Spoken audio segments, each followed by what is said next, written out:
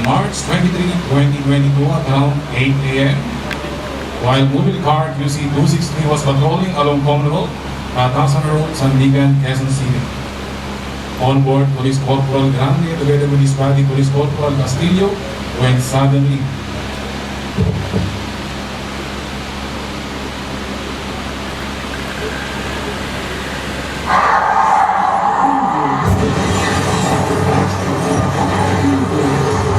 one private vehicle appeared from behind and intentionally crossed the back of the moving car, which resulted in the collision wherein the police officers were severely injured and unable to align the vehicle. The driver of the private vehicle, together with his companion, immediately aligned and left the area.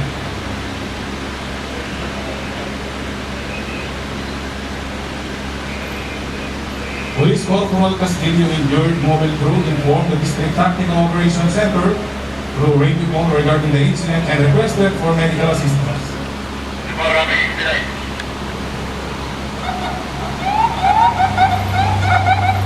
radio call was monitored by the Tactical Motorcycle Rider Unit, Team 1, who passed by the area and recently graduated from law enforcement tactical medic training and immediately responded to the area led by AMSB Federal.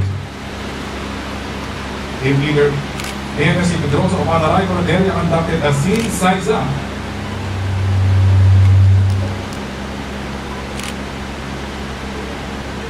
Application of gloves and eye goggles for body substance isolation, checking if the scene is safe, knowing the mechanism of injury of the casualties, knowing the number of casualties, and calling for additional resources like backup force, ambulance, BFD, and traffic sector.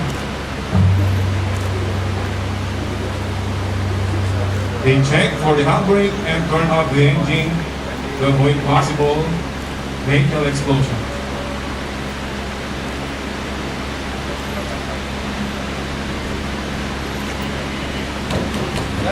Team leader instructed the driver to look straight forward and not to move.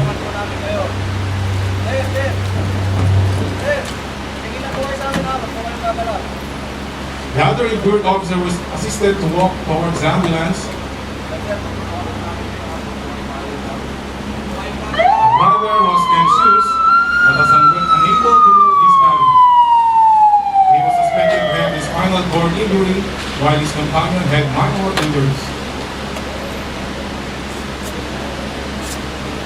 Next is the activation of the Kendric Device, which was located at the mobile ground. Kendric Device is a device used in extrication of victims of traffic collisions from vehicular accident.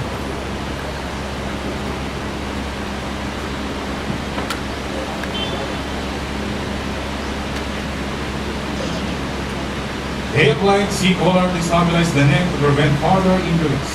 C-collar stands for cervical collar. It is an instrument used to support the neck and spine and limit head movement after an injury. Its purpose is to prevent you from moving your head and neck until the injury is healed.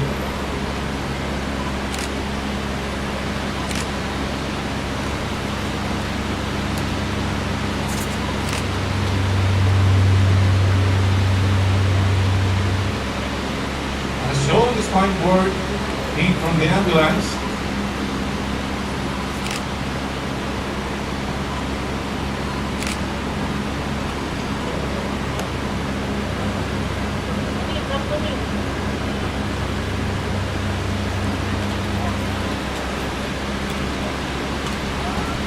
A spinal cord is a patient handling device used primarily in the pre-hospital trauma care. It is designed to provide immediate support to the movement of a person with suspected spinal or limb injuries. As shown, proper application of the spinal cord straps and proper lifting was observed to ensure safety of the casualty upon transferring from mobile car to the ambulance.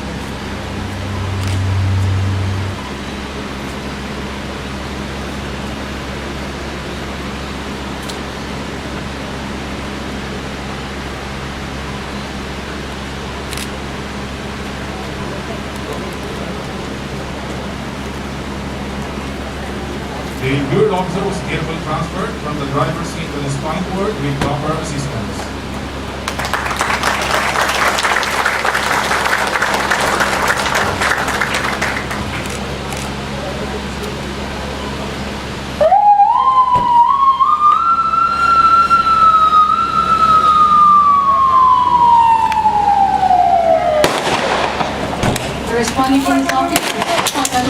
event was just a typical vehicular accident. They didn't know that it was a planned terrorist attack. When securing the area, suddenly, two terrorists began an active shooting upon them wherein three police officers were shot. One officer sustained a gunshot wound on his left lower leg, the other was shot on his right arm, and the other sustained a gunshot wound on his chest.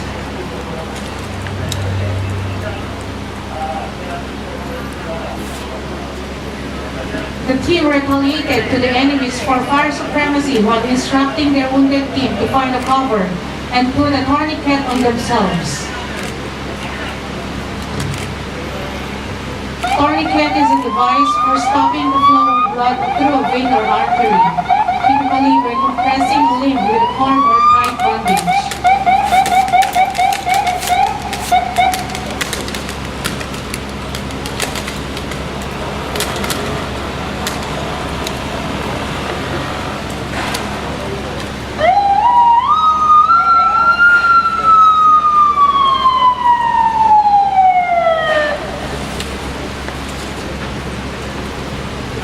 Team 2, TMRU arrived at the scene and established a casualty collection point. It is a predetermined location that is organized and equipped to provide treatment when transportation of the victims takes place. In Warm Zone, they started on rapid trauma assessment of their casualties.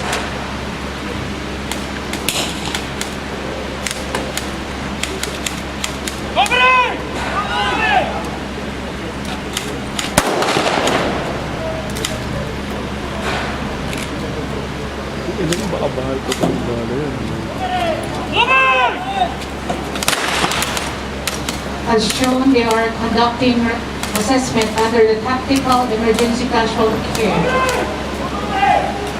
March E stands for massive bleeding, airway respiration, circulation, hypothermia, and everything else.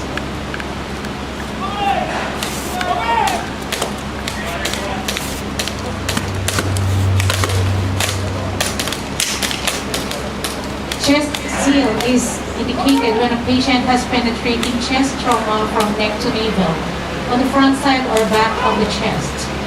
The chest seal doesn't control bleeding inside the chest cavity. Instead, the chest seal prevents air from entering the chest cavity.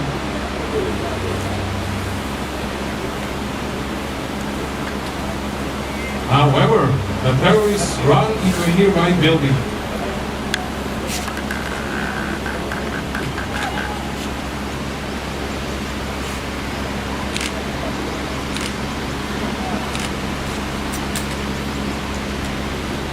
TMRU team to follow them and conducted a CQB on the building. Inside the building, terrorist 1 conducted a hostage taking.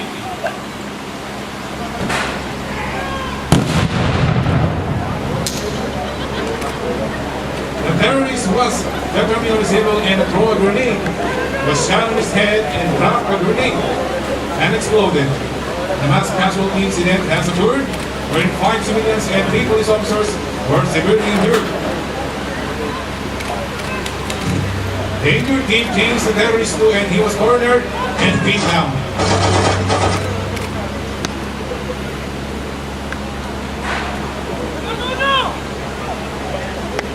Thereafter, Team 2 called for another backup and medical assistance for the mass casualty incident.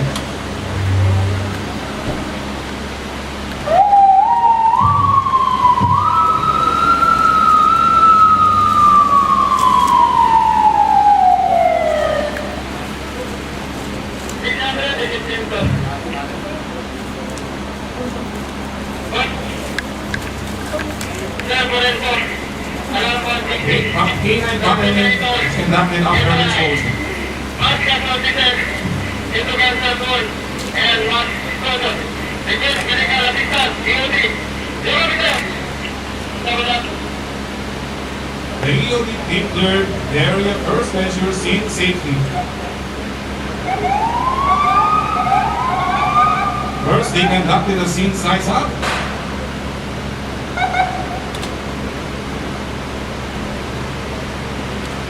The detail TMRU Team 3 immediately arrived on the crime scene.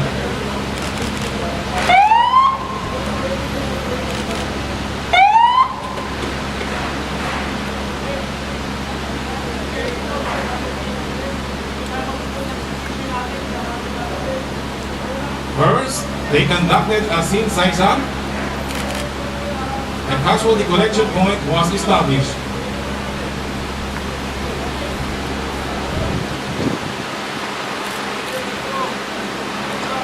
Next, trials officer conducted a simple trials and rapid trauma assessment for the mass casualty incident.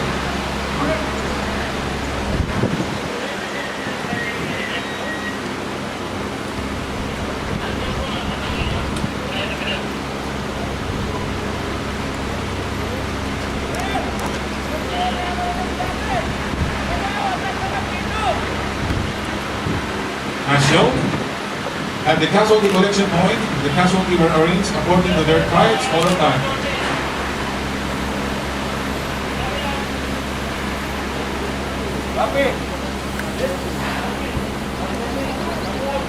The trials officer identified 8 casualties, 2 red, 3 green, 1 yellow, and 2 black.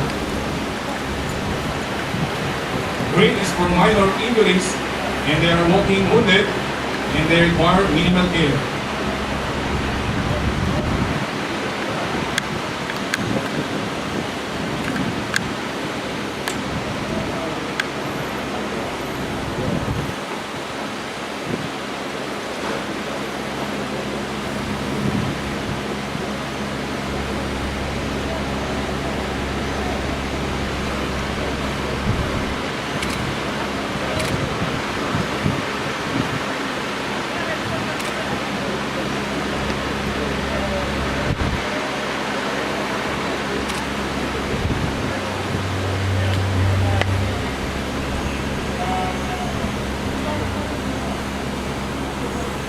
For the trials color, green is for minor injuries, and they are walking wounded, and they require minimal care.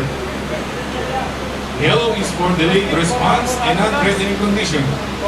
They require insertion and possible later red trials.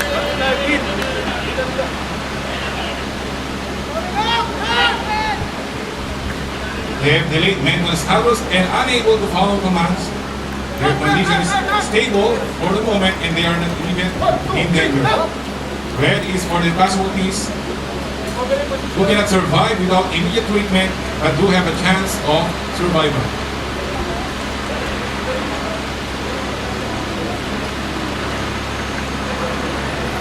As shown, the casualty is being transported from hot zone to warm zone by using a transport litter.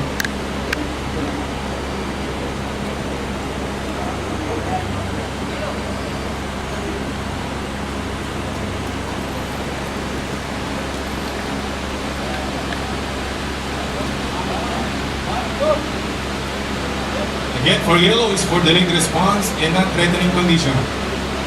They require insertion in possible later red trials.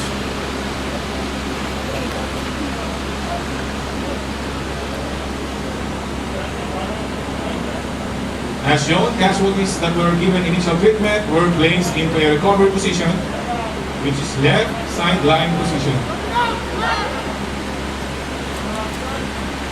If a person is unconscious but is breathing and has no other life-threatening conditions, they should be placed in the recovery position.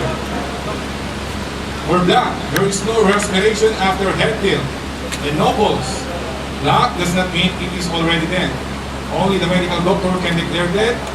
They are called expectant and have no signs of life.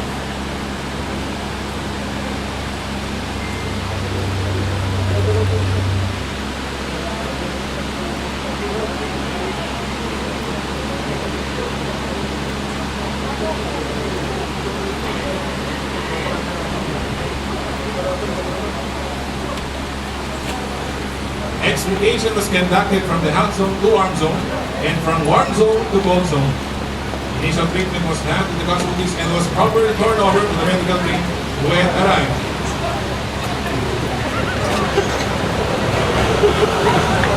Medical evacuation was successfully done. Crime scene was secured and the team and investigators investigation.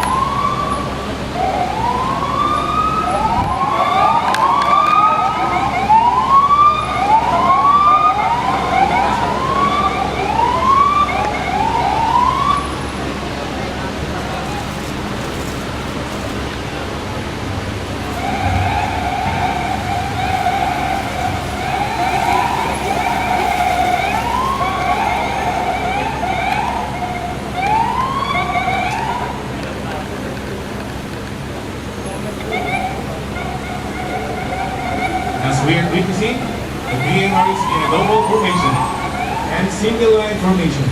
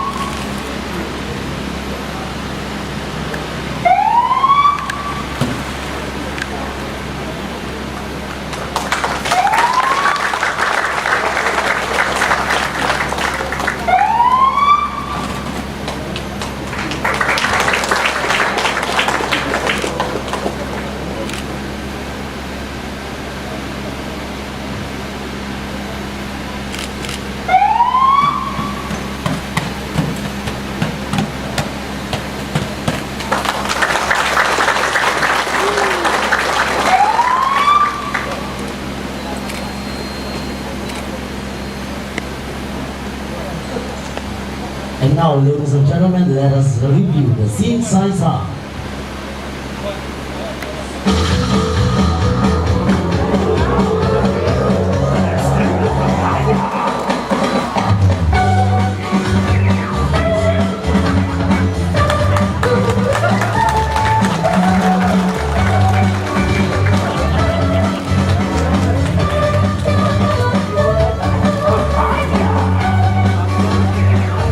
Application of that and I go for private officers isolation. Taking from the scene, knowing the mechanism of injury of the casualties, knowing the number of casualties and calling for additional resources like backup force, ambulance.